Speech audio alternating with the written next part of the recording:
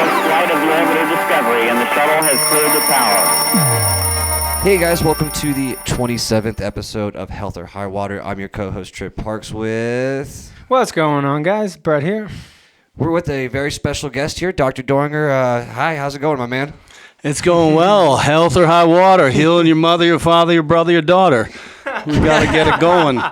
Thanks for coming and spending time with us. Really appreciate it. Yeah, man. My pleasure. Yeah, man. So we're glad you're here. We want to thank our audience for all the amazing support we've gotten so far, all the guests that want to come on. You guys are just killing it. We're going to break 1,000 downloads in no time because of you guys. Please like, subscribe, share, tell your grandma, your aunts, your friends, everybody about this podcast, and make sure you also go back to other episodes that need some love too, you know? Yeah. There's some other episodes that need some love. Yeah, good shout. Let's dive right in. I want to get right into this. So let's put a little context behind this conversation. Number one, thanks again for coming. I'm so excited for this. I know people are excited too. Let's give some context, and why don't you just give us a little bit of your background as far as what you're doing now, and what your kind of credentials are and where that sits right now. Well, let's let them plug first, though. What's that? Let's let them plug first, though. I don't know what you mean by that. Yeah, get you a I'm plug Dr. first. Eric Dorninger. drdorninger.com is my clinic, Roots and Branches Integrated Healthcare in Louisville, Colorado, right outside of Boulder. And we are a clinic dedicated to unresolved chronic illness and mystery illness. And my brand, my love is differential diagnosis, really truly figuring out not what you have, but why you have it, and setting up a 3 to 5 page physiological biochemical explanation of the why that sets up a very clear treatment plan that gets patients results and improve clinical outcomes. I'm at Dr. Eric Dorninger on Instagram. We host a podcast that needs a little love but has some great episodes called The Vitality Hour. If you do The Vitality Hour Dorninger, it'll come up. And then if you put CBD 101 Dorninger into YouTube, you'll see the 90-minute presentation I did on the true story of the physiology biochemistry of cannabidiol, and we go into conditions and doses and misunderstandings and all that. You guys know I do Director of Research and Development for Blue Sky CBD. I took that job because I did not know what the heck this molecule is, and I wanted to force myself to study it. And that 90-minute presentation was for the Colorado Association of Naturopathic Doctors that goes through 90 hours of me combing through the peer-reviewed literature on what is this molecule, teach functional medicine for a nutraceutical company called Apex Energetics, and then I'm co-founder of a conference called CIRS-X, Chronic Inflammatory Response Syndrome X, which is all about how people can get sick off of water-damaged buildings, Lyme tick toxin, recluse spider bites, algae blooms, and so on and so forth. So really a big part of mystery illness is my jam, and I've been called a nice Dr. House. I've been called the last resort, like that one. the last resort doctor. But my dream really is to overhaul healthcare. So we're not the last resort; we're the first resort, and we are not trying to keep some secret at Roots and Branches. We want our model to be the healthcare model where your doctors are gunning for why you have, not what you have, and just to transition a little bit, if you have a migraine headache, I'm thinking of 150 underlying causes for that migraine headache. And we need to use validated labs and imaging to say yes it is or no it isn't for all 150. We're not going to give you some turmeric or some Advil or some Immutrex and send you out the door. We're gonna relieve suffering, but we're gonna say, but why? But why? And really figure that out. And one of the many things we do, it's all exciting to see a person get their life back and become a creative, productive citizen of society. Again, my hair just raised doing that. But when you see someone with a headache of 9 years, been to 17 doctors, brain MRI is normal, and they don't have headaches anymore, gets you out of bed in the morning. So You must have, there's so much you're doing. Your day's got to be just crazy. Do you have a team? You must have a team and a network of people. Like, give us a little bit of perspective on who's close to you, who's helping you, and who are you mentoring? Yeah. So, we all have our gifts, and my gift is a joy and a pain.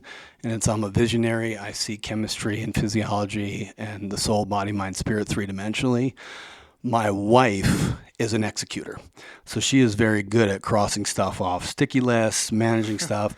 And Sarah is her name. I give her all the credit for things functioning at Roots and Branches Integrated Healthcare. And then we have Britannia, Faith, Alicia, on reception, lab coordination, and my wife also does some medical assistance. We have an in-house phlebotomist, and then an incredible team of providers. Genevieve Lamancus is our longest nurse practitioner. Emily Stahl and Leanna Hoto are our other two nurse practitioners. And then I have a naturopathic doctor who's been with us for 11 years, Dr. Dana Bierke, who was a niece of an uncle of mine who came, who was interested in nutrition, and he said, go check out Dorninger. And she left that day going, I want to be a naturopath. And again, my hair is raising because true naturopathic medicine is not about supplement sales or modality sales. It's about identifying and treating the underlying cause. And we have to get our gonads back in this country about what is the integrity of your job. Whether you're a plumber or a lawyer or a doctor, and the integrity of your job as a doctor should be drilling down the true underlying root causes. Because, that migraine we were talking about, that's multifactorial. It could be some kind of trap compression that you guys are going to deal with. It could be some kind of genetic predisposition that you're dealing with, Trip. But it can also be, and their vitamin D is an 18, and they concussed, and they have an autoimmune attack on their thyroid, and, and they have apnea, but they didn't when they were in Jersey, and now they move up to 5280, and they're starting to choke to death and waking up with worse headaches. Yeah. So do you find that most of the time it's actually multiple things and just instead of just one thing? By the time they get to us, it is always multiple, and that's where I am not us and them. I grew up. My first two healthcare jobs were volunteering for hospice and riding with the ambulance. So I was an EMT, and so I'd spend part of my day making sure someone was comfortable and dying with dignity, and the rest of my day making sure someone totally didn't die. All the extremes. That's the yin and the yang. And what I tell people all the time, people have heard me say this 100 times, is the job of the ER is to make sure you don't die today. And they're incredible at it. But then they discharge their patients back to their chronic illness. And we found this little thing called penicillin. And we said, holy cow, this can prevent you from dying from strep. Yay. But then we thought every single scenario in healthcare is I identify what it is, I give you a drug, and we suppress symptoms, right? So you can't use the penicillin for strep model for brain fog and fatigue. You can't use the strep for penicillin model for PTSD. You can't use the strep for penicillin model for low back pain. I know you focus a lot on shoulder stuff, right? What a complicated joint that gets used, abused, and taken for granted. And I'm sure you find where sometimes someone's left ankle and the way they load that is jacking up the right shoulder. So we take a similar picture on internal medicine. What's naturopathic medicine? What's kind of the history for somebody who doesn't understand? What's the history of that? How long has that been around for a long time? And Yes. what? And then what was at your point when you decided that? What was that like? Tell a little bit about that. Yeah. So back in the day, kind of doctoring was doctoring. And you had a lot of home visits. You had your one person in the village that would kind of check you out, and there's and then most of our drugs come from nature, right? These are just refined things, whether it's poppy seed making morphine for death and dying, or whatever the flavor of the day is. And back in the day, it was you really knew your patient. You really knew their family history. You really knew that uncle. Yeah, right. Yeah, I'm talking to the geneticist in the room, right? Mind blown. Yeah, right. I'm talking, and we'll bounce around all day, but there's a crazy study for the geneticist in the room here for Trip, and that is called the Interheart study, and it's INTERHART, the Interheart. And the Interheart study shows when you take the Framingham risk factors for identifying who is the most likely to heart attack or stroke, which are basically worthless. That's cholesterol, cigarette smoking, sedentary lifestyle. Diabetes is a 200% increased risk for heart attack or stroke, type 2 diabetes. Family history, take those all together. Family history has a more robust signal than all of those combined, including family history. So, and what we mean by that is if we didn't have a heart scan in Boulder, Colorado, if we didn't have the carotid ultrasound and I didn't have modern technology for a blue collar $195 heart scan to say, do you have heart disease or not? The number one thing I would go to is your family history. And then people say, but Uncle Frank smoked and drank 6 PBRs a day. Who gives a bleep? You are dramatically more likely to heart attack and stroke regardless of those lifestyle factors because of genetics. Yes, like 110%. I mean, I try to tell people that all the time. It's like, I mean, your epigenetics do play a huge part in the environment and whatnot. Like you can have a low predisposition for, lung cancer and still get it. But the biggest factors are your ancestors, how they reacted. Like the same reason there was we had a lady come in and she actually was missing a fat burning variant, so like cardio wasn't very effective for her whatsoever. How that would be effective though is if you were in Norway in the middle of the winter and the 1200s and you needed to be fat over the winter to make sure that you survived. They probably processed that through. It's just we're all different, and you're in the same boat here. You're asking the right questions. Is every single person should have a tailored wellness program to whether their disease or their training. That's it. And in regards to epigenetics, I'm down with MTHFR and do you methylate well, but that is tiny relative to what's on chromosome 6. And chromosome 6 is where your inflammatory response genes are. How likely you are to get Crohn's, ulcerative colitis, Hashimoto's, type 1 diabetes, SIRS, chronic inflammatory response syndrome. Why does the same husband and wife live in the same moldy building? One is sick as hell and the other is not. It's chromosome 6 immune response genes. But as you know, Trip, we say genetic loads the gun, environment pulls the trigger. So what you're doing and what we're doing in a new underlying cause is say, you have these genes, these are the things you should enjoy and imbibe in, these are the things you should avoid to not wake up those genes, right? So Tommy and Timmy are on the street corner of Brooklyn eating the same pizza. Right, Tommy's off crapping his pants with bloody diarrhea, and Timmy and Tony are like, he must not be Italian or something, right? He's totally Italian, but he has the HLA DQ2 or DQ8 celiac gene, right? The gun is loaded, but then we say, well, how come the first bite of gluten I didn't poop my pants?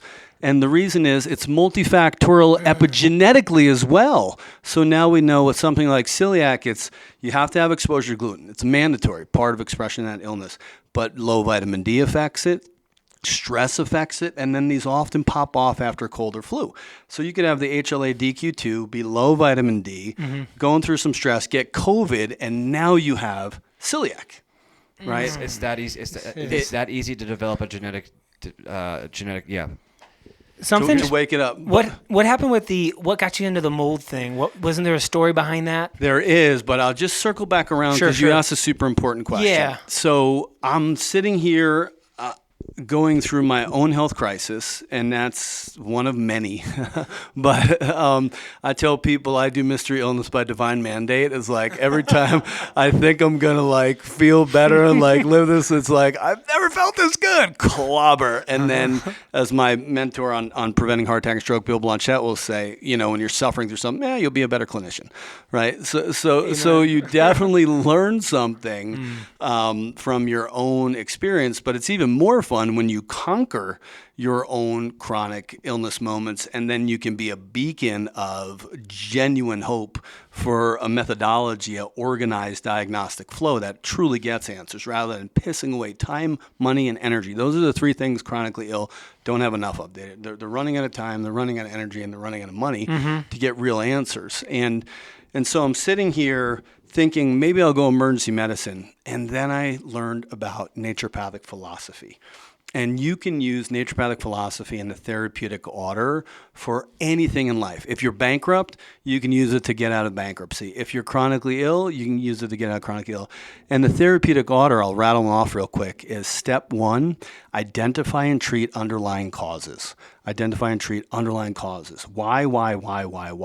In the original therapeutic order, it was written as remove obstacle to cure, right? So if I'm kicking you in the shins and I give you some Advil, you're gonna go, okay, that went down from a 10 out of 10 to a 7 out of 10, right? And I go, and when I'm not kicking you, I want you to do this PT exercise. Okay, that's going to take 5, and so on and so forth. So we know we got to find the underlying causes. Number 2 is reestablish healthy regimen, which we all know is diet and lifestyle. You can get a lot out of that, out of a good podcast like this, out of self-exploration, a good nutritionist, so on and so forth. Step 3 is stimulate the vital force, maybe some Wim Hof breathing, some cold plunging, some acupuncture, the right homeopathic remedy, wake up and do 2 minutes of jumping jacks, stimulate your innate healing mechanisms. Number 4 is tonify systems, and that should be targeted nutraceuticals, and that's where what Tripp is doing, he's helping people say, you really need methylfolate when you have a homocysteine of 15, and we want to bring that down below 10. But I'm also saying, don't forget, apnea slows methylation, hypothyroidism slows methylation.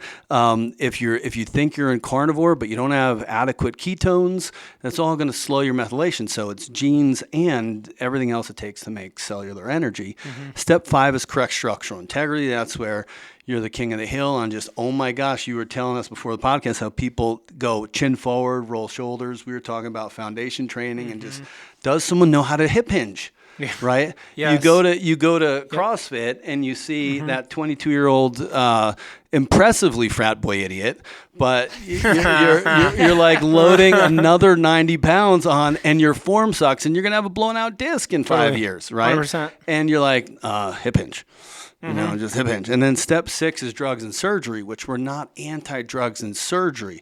We are anti-using things like fat-soluble statins. Atorvastatin and Lipitor, the number 1 prescribed drug in the United States of America, was published about 18 months ago in the Journal of Nuclear Medicine. If your listeners put Journal of Nuclear Medicine, lipophilic statins, that's fat-soluble statins, dementia, you will see mild cognitive impairment, 65-year-olds. That's, honey, where are my keys? Who took statins relative to non-statin takers convert to dementia statistically quicker than the non-statin takers, right? And that is off the number 1 prescribed drug that sucks at preventing heart attack and stroke. So it doesn't do much for preventing heart attack and stroke, but it does give Medicare a huge memory care bill. That is not step 6 drugs and surgery. Right? We talked about some of the mold illness. There's a miracle medicine called cholestyramine. It is a miracle drug for healing that medicine. So we're not anti-drug and surgery. We tell our patients there's 3 kinds of prescriptions. Trashy drugs that should literally be off the market. Rob Peter to pay Paul drugs, and those are often in ER. I got to shut this down, right? You sat in poison oak. Your throat is closing. Bring out the prednisone taper. But then as a naturopath, I know your hypothalamus pituitary adrenal axis is going to have to get reset, and we'll use post-adaptogens, Eleutherococcus, enterococcus, Siberian ginseng, rhodiola, holy basil, ashwagandha, those kind of things, reboot. And then there's miracle medicines. And when we bring righteousness to our patients, they don't get the best care. And that's truly what integrated medicine is. It's the best of both worlds. And that's why I became a naturopath, because of step 1, identify and treat the underlying causes, or remove obstacle to cure.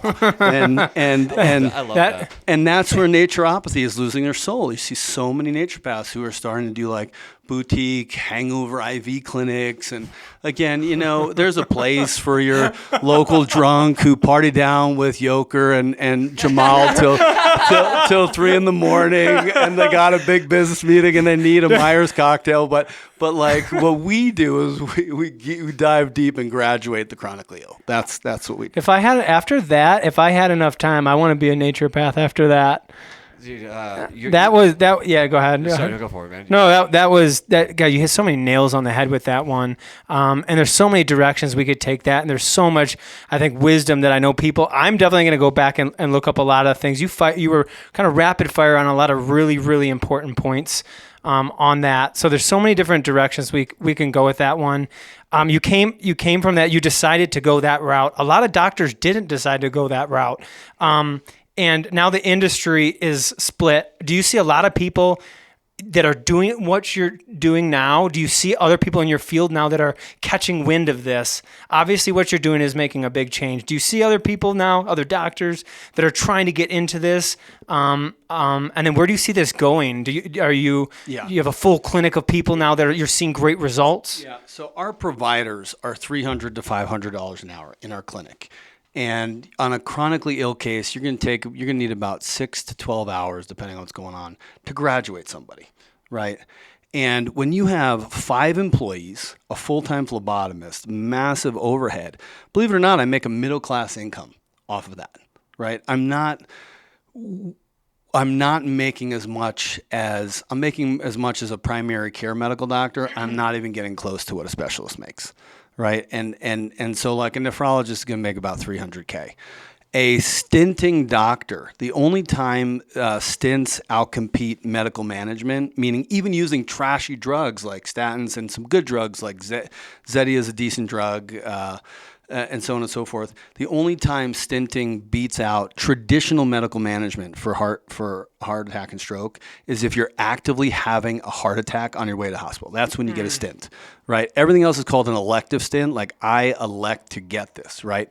So the stinting doctor is making $350 to $3 million a year. So I'm paraphrasing Upton Sinclair, but he basically said, try and show a man or a woman a better way or new technology, and their ears quickly turn off when you hit them in the wallet, right? So those people are not.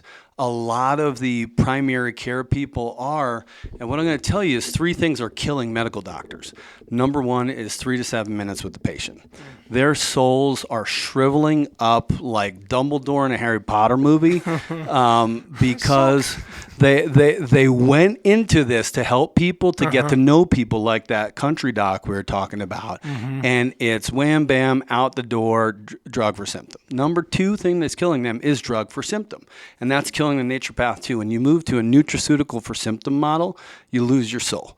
The joy, the fun is about solving the case and watching the person's life restore, right? They used to be a CrossFitter, and now they just fell in love with Netflix because of their exercise intolerance.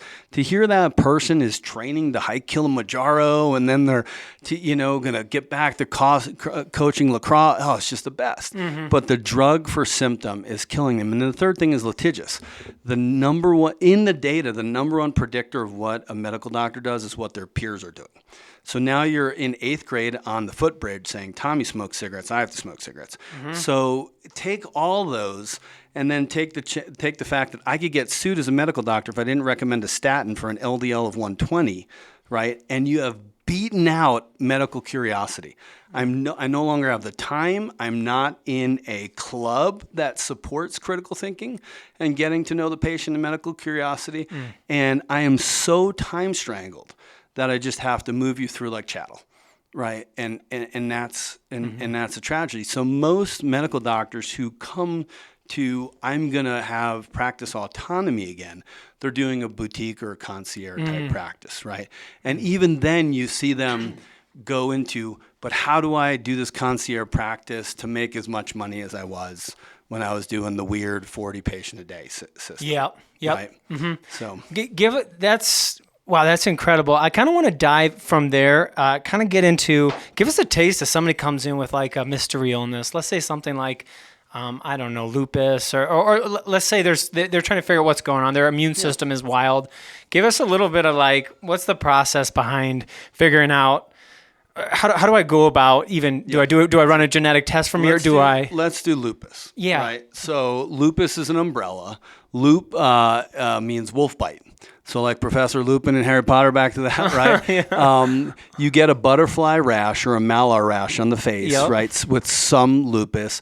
And the original doctor who saw that thought it looked like a wolf bite. So he called it lupus. And this is how some of these weird things get hang around in medicine, right? And what we really should call it, your positive ANAs or anti-nuclear antibodies when you're lupus case.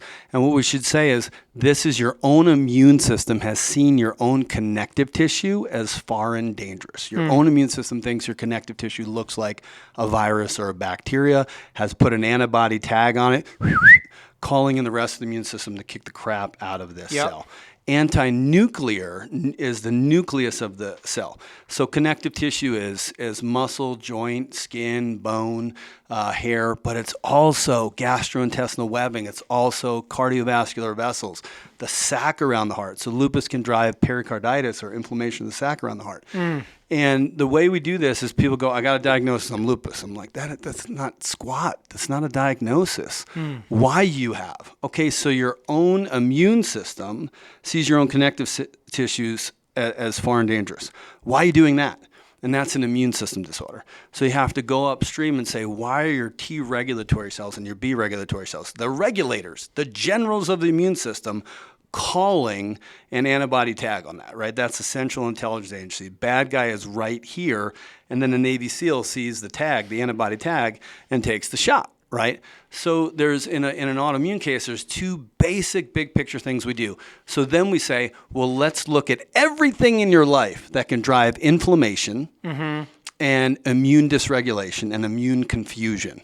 Apnea, cutting off oxygen. Sleep apnea? Sleep apnea. Okay. Blood sugar problems. What about concussions? What about post-E. coli? What about virus kickoff? What about water damage building, chronic inflammatory response syndrome? These are all things that can kick off immune dysregulation. Then we say, okay, we're going to find all those and validate and verify them with validated labs and imaging, because there's so many fad labs in freaking holistic medicine. Yep. It's gross. And what you should do as a doctor is you should call every medical director that you're going to order a lab from that's a new fad lab, and you should challenge them for their clinical validation methods. Not are they CLIA certified and is there no dog poop or flies flying around in the lab? How did they validate that there's a difference? When I get your positive, there's a difference between the patient with that specific sickness versus healthy people, right? That is a clinically validated lab. So you find out all those causes of inflammation and immune confusion. Then you go back to Weston Price's work, Nutrition and Physical Degeneration, when he went around the world with his smarty pants wife in the 1930s and looked at all the indigenous populations. Didn't matter color, didn't matter creed, didn't matter diet. And they had 10 times the fat-soluble vitamins, vitamin D, vitamin K2. They had higher levels of EPA, DHA, and no seed oils. They didn't have depleted glutathione. Their gut biome was intact. And when you feed a gut biome fiber, it poops out short-chain fatty acids. And those are all immune-modulating balancers. So they might have died of the plague or smallpox, but they never took an antibiotic to disrupt their gut biome or an Advil or an H2 blocker, so on and so forth. They were out in the sun. They were hunting wild boar and buffalo full of EPA, DHA, anti-inflammatory, immune-modulating, quote-unquote, fish oil, et cetera, et cetera, et cetera. So you basically find all the underlying causes of immune confusion, and then you lab test. What's your vitamin D level? I can't tell you how many lupus, quote-unquote, patients have a vitamin D level of 18 and needs to be 70 to 100 for the autoimmune, 50 to 100 for the non-autoimmune. So that's kind of how we work up a case. And the first case is a 2-hour intake. We're going to go A through Z on your life. Then we say, here's the labs no other provider has evaluated and all the questions we're asking. Then the patient goes through the arduous process of collecting those. But then we get to the report of findings appointment, which I call the Eureka appointment. And that's 2 to 3 hours, depending on how much we ordered and how complex it was. Yeah. And that is so fun because you see people get a little overwhelmed, but they get really excited. Because they're like, someone is finally, like Michael Jordan, which is what I call the chronically ill a lot. They can dunk, they can pass, they can dribble, but we're Phil Jackson. And if you don't have a coach, calling the right play, they just spend more money, time, and energy. And they get so excited to be like, Coach, I've been showing up to practice for freaking 7 years with these migraines. And no one's ever coached to a place where we win a championship, right? And I get to go Michael Malone in there and go like, Eureka, we got it. These are the plays we're doing. These are the reps we're doing. These are the things we're going to clean up. And that's a process. So even then we have, and I'm so psyched to learn about you guys because we see some Denver people and we need some people to still do the biomechanics. We need some people to do the genetic evaluation. But in our office, we do have a nutrition staff because the job of the doctor shouldn't be, the powder in that Wrigley's gum wrapper is gluten, right? Again, you're paying me to be a diagnostician. Yeah. We have really well-priced, very seasoned nutritionists to hold your hand because you just listened to 50 podcasts about 50 different diets, and everyone was a miracle for the person on that podcast. So what is their specific nutrition? Yeah, and I'm talking to the guy who's probably fascinated by body typing is 5,000 years old with the Ayurvedic doshas and the Vata, Pitta, Kapha and the Chinese. Why does one person do so good on keto and carnivore and the other person crash their car because they skip breakfast? Well, what's the Chinese medicine and integration into this? Isn't there you have a portion, like how big is it? Yeah. Is that a huge portion? I love Chinese medicine. One of the best massages I've ever got in my life. Yeah. And I spent so much money. I would go 3 times a week was acupressure. Yeah. Most fascinating waiting. I didn't take my clothes off. I laid. It was actually in the mall, funny enough, and it was the most amazing. They knew exactly what to do. The quickest, best massage I ever got. How do you incorporate that in? Yeah, real data on acupressure and acupuncture for real clinical illness. But I put those more in step 3, stimulate the vital force, right? So they're incredible and they can have these breakthroughs. Once in a while, acupuncture is underlying cause. Like if I have stuck chi causing my wrist pain and I needle to break open that chi, I hit the underlying cause. But the way we use conventional model, naturopathic model, funk med model, Chinese medical model, Ayurvedic model, is the answer is usually in all of them. And I'm going to tell you, my brand is a relentless, hardcore diagnostician. So I am not of much value doing your acupuncture. I do acupuncture for a handful of patients who are like, been with me for 15 years and they just want me to needle them. It's literally like 2-3 times a month. And I love that because it keeps my hands warm and I still, so I can acupuncture my kids or my wife or stuff like that. But there's hundreds of incredible acupuncturists in the Front Range. So we refer, depending on where your geography is, if you're coming up from the Springs or from Denver or from Estes Park, acupuncture is a phenomenal tool. But we're more saying, when HIV hit, and I was in the immune wellness clinic at Bastyr, and we didn't have shit, and we were seeing predominantly the gay male population of Seattle. Nothing. The antiretroviral drugs sucked. These men, AZT? the AZT, these men were wasting away. Joel, who taught me so much as a young doctor, decided to not do AZT. We were doing hyperthermia baths with him at Bastyr. We would get his temp up to 105, 106, 107 and keep a cold rag on the back of his neck to trick his hypothalamus into telling his brain it's really not that hot. He did so well without AZT, and now we have miracle antiretroviral drugs. But the whole purpose of that is the pattern of yin deficiency in Chinese medicine fit if you had HIV progressing into acquired immunodeficiency syndrome, AIDS. And we could at least offer things to take 40 diarrheas a day down to 10 when they were for those who were taking the AZT. We could help with exercise tolerance, erections, mood, and keep that yin in that body. And yin deficiency is just you're wasting away. It's a very hopeless feeling as a provider when you're working with someone who's going through harsh chemo or HIV progressing AIDS before we had good quality antiretroviral drugs. And so that's how we use Chinese medicine. We use it for patterning, So there's a lot of controversy in that time. I didn't know that you were to picture you were active in that time because that was a crazy time in the country. And is there still does HIV cause? And this is a little bit of a segue. I didn't mean to get down this road, but while I have the thought, is like, does HIV cause AIDS? And is that settled science? Isn't there some still? HIV is one thing that causes AIDS, but so can really harsh chemotherapy. All AIDS is acquired immunodeficiency syndrome, is where your CD4 cell gets to a certain low. And that virus, again, this is where Bono was so active in the Red campaign. And actually, I'm not an us and them guy, right? When I threw a kegger back in the day, I had the flute player making out with the football captain, and everyone still talks about those parties. I'm like, that's what it's like when you don't choose a team. And you just invite everyone over for your kegger. You know? And what Bono did during that time is he was meeting with Republicans to get funding for the higher quality antiretroviral drugs for Africa at that time. And the Red campaign still does that.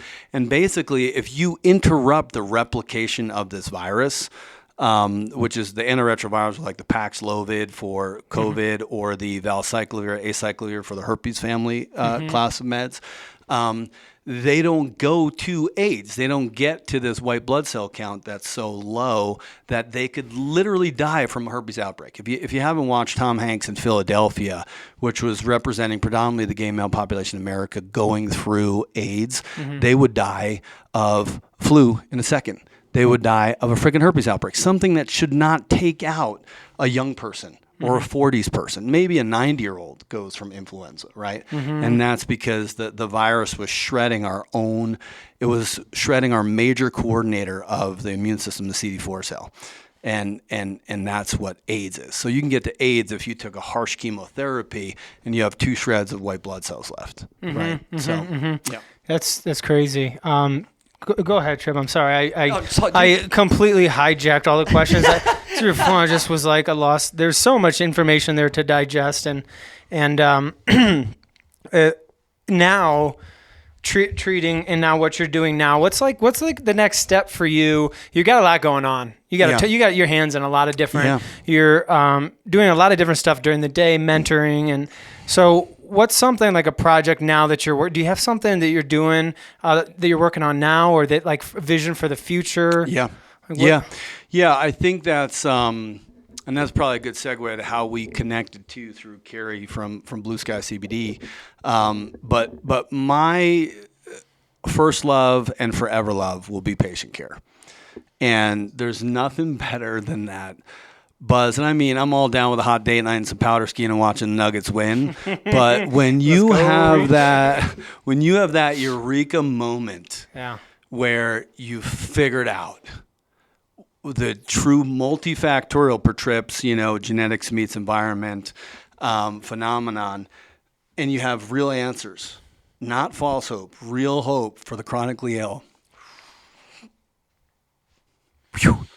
And you see, like, okay, from here, we're going to make T-shirts for the SIRSX conference in Texas next year. This year is in Boulder, Colorado. Next year we're in Frisco, Texas. That's going to say, the truth is a pain in the ass, right? So in that moment of that eureka, we have all the answers, but it's multifactorial.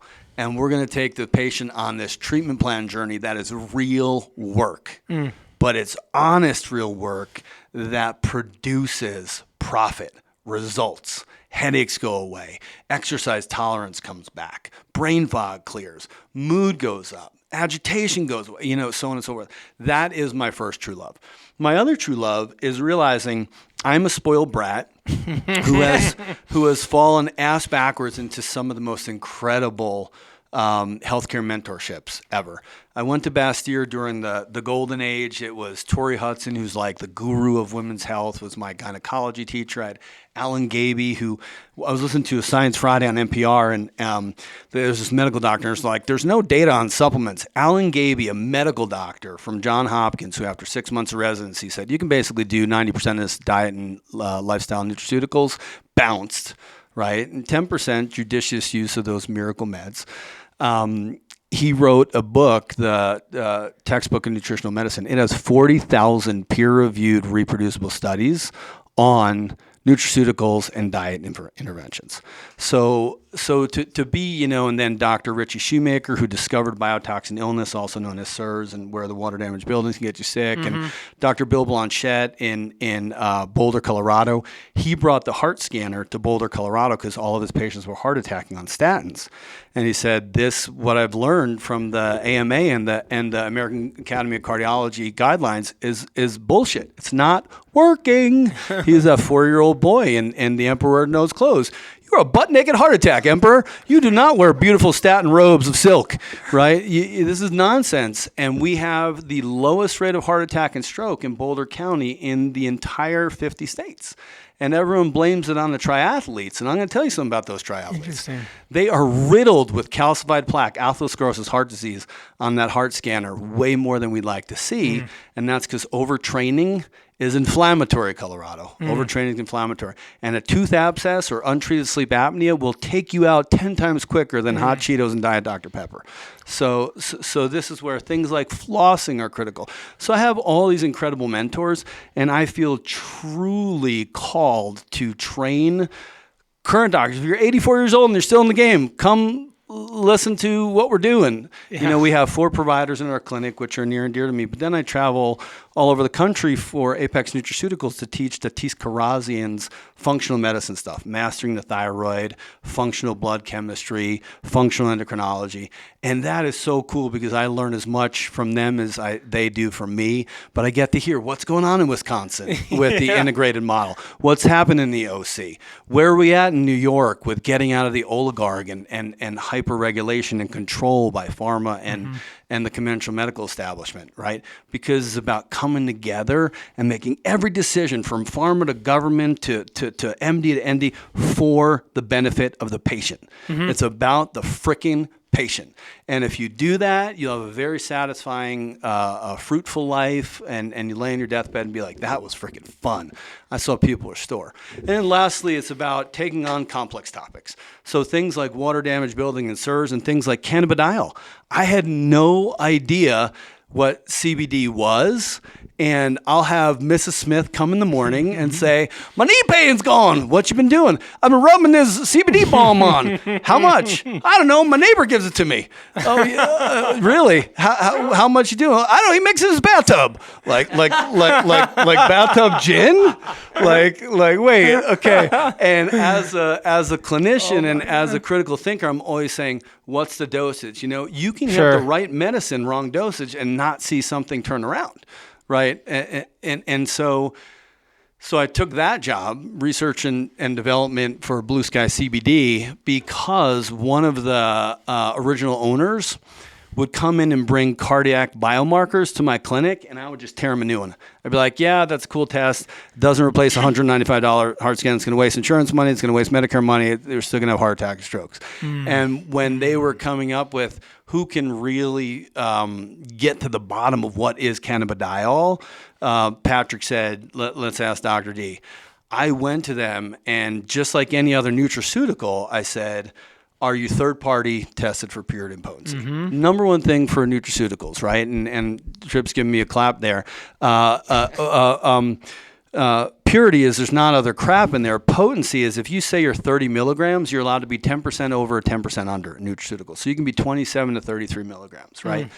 Early in the years with things like DHEA, a frickin' hormone that we don't want the government to take away from Americans being able to buy at natural grocers, right? There was dramatic concerning variability. Now it's getting a little bit better, but that's because a lot of people are doing third-party testing. Another thing I wanted is zero THC. I don't mind cannabis. I don't smoke it regularly, or it's not my jam or whatever. I think it should be decriminalized. But you can get anxiety, obsessive compulsive, schizophrenia, bipolar, and ADD kicking off with cannabis. And that's just like if you have an alcoholic in the family, Uncle Frank, and your kid's going off to college, and you have to talk about alcohol and say, don't forget, there's alcoholism in our family, which are usually undiagnosed blood sugar problems. You say, hey, we got bipolar. You got to be careful smoking that joint in your dorm, because you could be totally normal now and not tomorrow. Right. So again, people don't realize THC is part of the epigenetics of mood disorders. Right.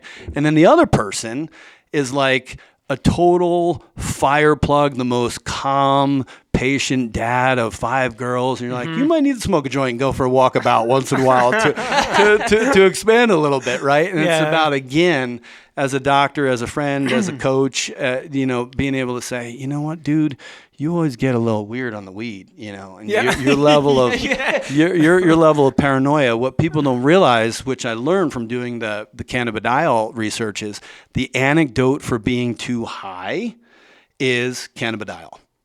So if you want to hear you guys want to hear a funny Post Malone story? Let's hit Post Malone. Hit us hard.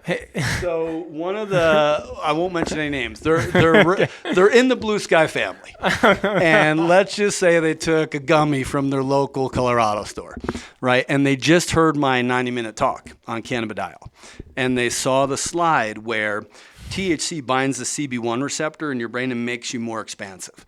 But if you have schizophrenic genes in your family, you're already too expansive. Yeah. Right? So it hits the CB1. There's a little allosteric negative receptor, which means a little side keyhole on that CB1 that CBD binds cannabidiol, not hemp, pure cannabidiol, and it kicks the THC off. Right? So he just heard that lecture. He's at Post Malone. He's got floor seats. This is his guy. He went hard in the paint, probably $500. And he's on his gummy, and he's in his perfect buzz. And we'll just say he's in his 40s. There's two young gents who are smoking the chronic next to him. And, of course, the glory and the glamour of his college days, he's going to take a fat hit off this joint. Yeah, why not, right? So he hits this fat joint. Now he's packed and paranoid on the floor of the Pepsi Center, Post Malone losing his mind. and he remembers my lecture. And he's got this, what I got on the counter right here is the Blue Sky Original. This is what I take. And he says, Dr. T said 2 dropperfuls. He takes 2 dropperfuls of CBD on the Post Malone floor. His kicks THC off the CB1 receptor, comes down to a perfect buzz, rise the content. Wow. Yeah, was about to lose his shit and go from this right here. From the Blue Sky From Original, yeah. This is pure cannabidiol and MCT oil. So those are the things I'm curious about. Another one of that is apnea goes up with altitude. We were not taught this at school. 1/3 of apnea patients are thin. We were taught to look for a 450-pound morbidly obese diabetic. Yep. Right? Everyone checks that guy. My bad joke is if you miss the apnea on that guy, it's time to quit. You're not going to be good at this, right? 1/3 of apneics look like Tripp and me. And Tripp and I are what you call deficient body types in Chinese medical model. You're an excess body type, right? You were born being able to put on lean muscle mass. Very easy, right? Sure. Maybe you're going to be a lineman and lower, but a linebacker up at CU, right? Tripp and I are going to get, maybe a wide receiver someday, but probably better for you to play soccer. He was a cornerback. Right? I played pro ball. There you go. So yeah, so Tripp playing pro ball. It's his speed and swiftness. It's the tortoise and the hare that we need. Right, because you are probably going to get burned, but for sure. But if you hit me, I'm going to be concussed. Community. So, yeah, that's right, community. So it's about these apnea rates go up in postmenopausal women. When we drink alcohol, our throat muscles get drunk too.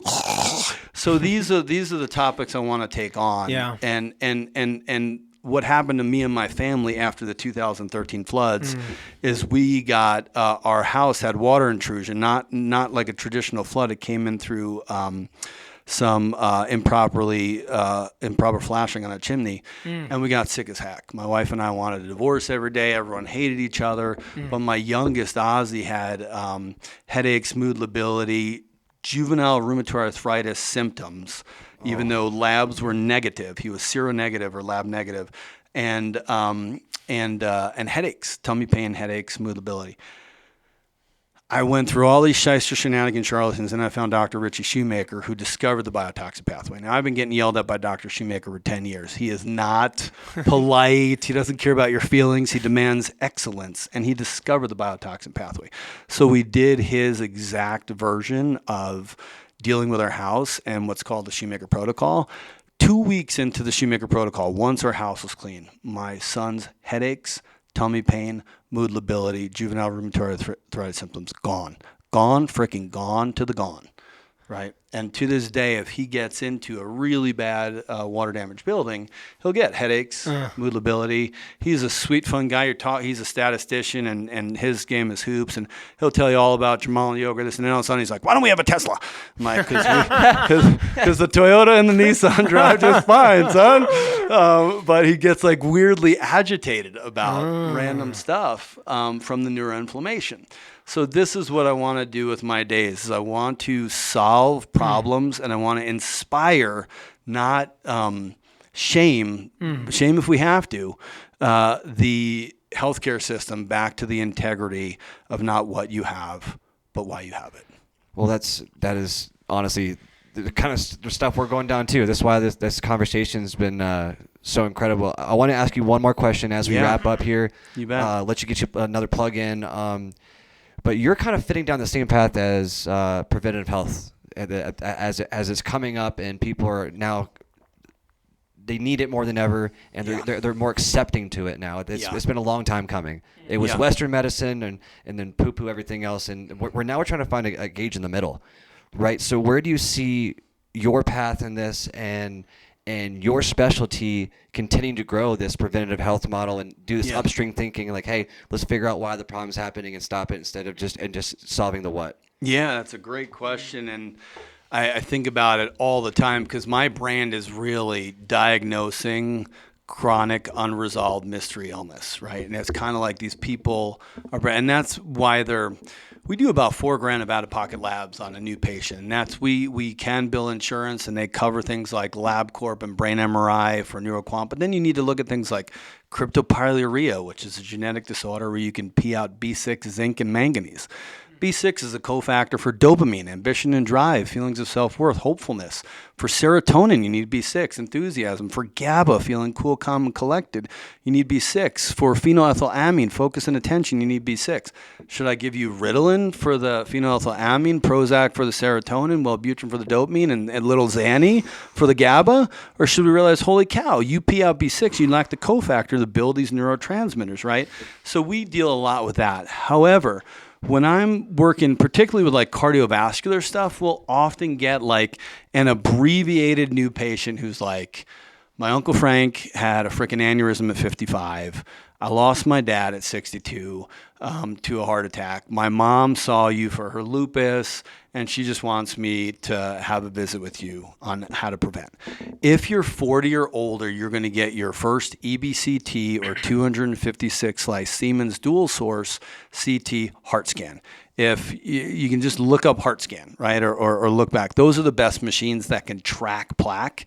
And we can make sure if your calcium score, that's your hardening of the arteries, calcium deposits in the arteries, atherosclerosis means hardening of the arteries, is 100, and it grows by 14% per annual year or less, you will eventually die of something else.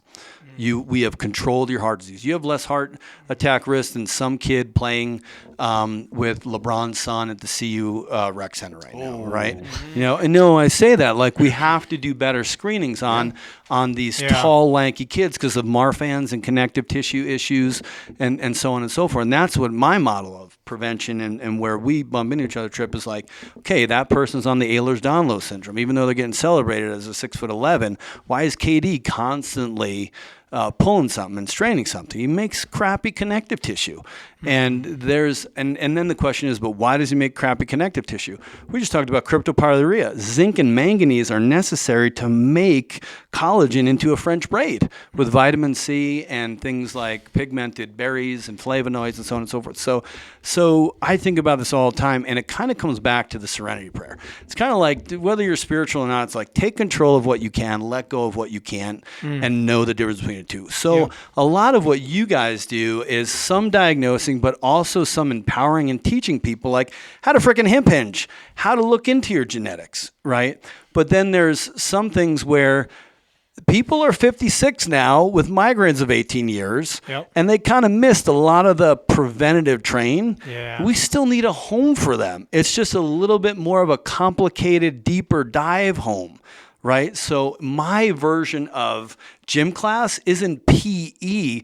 It's this fired up class where you're learning how to hip hinge, where you're learning your body type. Are you more thin, lanky hair, or are you a more substantial body type tortoise? The tortoise is the more substantial body type. Incredible carnivore and ketosis people. They do incredible with intermittent fasting and one big meal a day. You and I, Trip, we're going to be crashing our cars at the side of the road if we skip breakfast. That's so true. It's so true. It's so true. And just learning the difference of those two God-given body types and how to get the owner's manual to your body is how we're going to get kids empowered about that. So sex, drugs, and rock and roll are available in our clinic too. Like if you microdose acid every day, it's fine to tell your doctor about that in my clinic, right? And there's some valid publication on that. What the most important thing people get at our clinic is we give a shit, and there's no judgment, right? We take, and that's where like, I was the party captain in high school in my first couple of years of CU because I didn't have a sense of purpose. I had a lot of testosterone, a lot of power, but no vision of what I wanted in my life and how I wanted to serve. And medicine saved me because it's so healthcare is such a cluster. It's so overwhelming. It never gets boring if you're hanging out with the right people, right? You get to solve problems. You get to help one person, one patient at a time, but we want the whole system to heal too. We want to get those conventional medical doctors, our brothers and sisters, back to a place where they can spend time with a patient, where they can do diet and lifestyle training, where they can screen a little deeper, do not frivolous labs, but yes, no answer labs, and drill down, and then bring in the genetic, epigenetic genes on top of genes on top of environmental factors and environmental factors. Cross-reference. Yes. I've seen him do it. Yes. And help give someone, take these things like, okay, there's value of keto. There's value of, you actually do better on complex carbs, animal protein, and healthy fats. But taking those big picture themes and personalizing it, so when a person feels like they're ready to get empowered and do some prevention, that they get really cool gains out of it. And it's self-motivating, because they're like, dude, I'm having more fun sensually, sexually. I am getting out of bankruptcy. My brain works. I wake refreshed. And I was even able to go visit my mom 3 times in memory care. And I'm not going to be sitting next to her with an atrophic brain, Right. And that's what awesome you said, because that's when motivation turns into discipline. Yeah. Because you're able to give them the tools to get the job done. Right. That's what all trainers and all nutritionists are trying to do. But, you have to take, like you're doing, take a step back and look at the entire picture, because it's pretty detailed for every single person. It really is, whether their family's got something going, someone's smoking in the house, what have you, right? But then putting all this together, I do see that there's so much of a correlation from what we're doing here with what you guys are doing 100%. There. I mean, and I do think that this is the future of the way we should be treating people and their GPs. I mean, we gotta stop over-prescribing these pills and get to the root of the problem. And thank you so much for coming on here and having a riveting conversation. I know Brett has something else he wants to. Just one more thing before you do it. Because I know you're the best sign-off in the business. One more thing. You're like a medical. First of all, as always, I'll annoy you with the thank you. Your day is so busy. Thank you so much for taking time out. I really appreciate it. You're like a medical supervillain in a sense. You're like the embodiment of like when passion and principle come together and intersect. And I know you've changed so many lives. I can see it, and that's what we need more of. And I'm just so grateful that there are people like you out there that are doing this. I'm going to let Trip sign off, and then obviously we want people to, again, know where they can find you, contact you, email you, stay connected with you. You're going to be a resource for so many people in the community. So thank you. Yeah, thank you from my heart. Right back at you. And I have to say, it's like I'll go anywhere to do a pod or hang out if people's intention is in the right place. Like, I don't need more friends. I'm so blessed to have passed the part of my life where money can really have major influence on me. And I have people like Dr. Blanchet and Dr. Shoemaker and other doctors who reminded me why they became a doctor. And the fun part is helping. Right? It's who gives a crap about money when you can see someone graduate chronic illness, and everyone's got to pay their bills. But I just want to say I so appreciate the intention you guys are bringing to this place. Let's go. And and you're kind of like, speaking of like Avengers, you're like a weird pairing. like that. Like, again, it totally makes sense, but how those two worlds collided, meaning, genetics, epigenetics, and biomechanics and musculoskeletal fitness. It's really at first glance it's the odd couple, and then you're like, and then you're like, actually this should be the norm. I got so much love and respect for this guy. We're so different people. Yeah. And it's weird how your paths meet with people. Yeah. And then you grow together as professionals. Yeah. And you realize as individuals. And I found myself in the service of others, and I can see that in you too. Yeah. And Dr. Bastyr, who's my alma mater, Bastyr University out in Seattle, he used to say, just practice medicine, the money will come. And what he was saying is, don't worry about marketing or whatever. Just get people results, and they will tell the world about you. And you don't have to focus and get dragged down with that. You can focus on the fun stuff, which is solving the riddle of someone's pain and suffering. And then it's really neat when once in a while you get a Christmas card that says, see you never, right? I feel great. Just want to let you know, I'm in Honduras leading kayaking trips, and you're like, yes.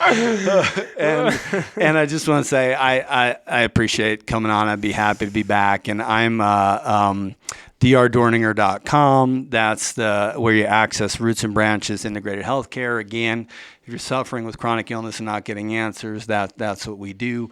My Instagram is @drericdorninger, and that's where I'll post things like that paper on lipophilic statins, converting mild cognitive impairment to dementia in 65-year-olds versus non-statin takers. And then the Vitality Hour is, if you just YouTube Vitality Hour Dorninger, a couple of episodes. Episode 11 is with Dr. Blanchette. Everything I explained about heart scans, if you got family history, listen to that episode. Episode 10 is Eric Goodman from Foundation Training. He's in Florida. You're here. You're his hip hinge brother of another mother. So the next time E is in town, I'm going to try and get him. I love that. Let's bring him in here. Yeah. I'd feel honored. Yeah, that'd be so great. So we do some cool. We had Steve Hess on the podcast, who's the old 21 years of strength and conditioning coach on Nuggets of how to stay motivated during a pandemic. I wanted to run through a brick wall after listening to that guy. and then I do research and development for Blue Sky CBD. You can just do CBD 101 Dorninger into YouTube, and you'll learn more about CBD. And then if you are a provider who does biotoxin illness, Lyme, mold, so on and so forth, come hang out with us at CERSX. Our next conference is in May in Frisco, Texas, and CERSX.com has most of the old conferences available for people who really want to study and learn about CERS. So, Well, what I'll do too is I will tag your website in the bio, so people can just go ahead and go straight from the bio to your website, start looking at your amazing work. I know I got something to listen to on the way home today for work, for your podcast. But I want the audience to remember something that's just coming from me is Dr. Dorninger said something really important today, practicing medicine. And what we say on the show all the time is that we are students of fitness and wellness. And we are always willing to learn more, and that is a perspective I know why us three got along so well. Is we're always willing to learn and use that to help others. Yeah, and I'll say I'm practicing naturopathic medicine, but medical doctors are always invited to the all-inclusive healing party. Well, one day they're going to be a day late to that party and $1 short. So thank you guys for so much for listening. We love you guys. We appreciate it. Yeah, thank you guys. Make sure you guys are subscribing. If you guys want to go check out my the book I wrote, and the book that Brett authored is going to be the voice of the audiobook here pretty soon. Health or High Water. Go to Amazon or Kindle to find the hard copy or e-copy. Go to our ascendperformancetraining.com/blogs to go check out Brett's amazing blogs too. And then, is there anything else? No, I don't think anything else. We got a little teaser here. We got Dr. Randy Snook coming on tomorrow from Hematech, and he's going to be another incredible guest. So we got a ton of exciting information. And honestly, I just got to get to the Google machine and research so many good things. So yeah, no, a lot of exciting stuff. So stay tuned. Yeah, man, huge thank you. And as always, peace. Peace.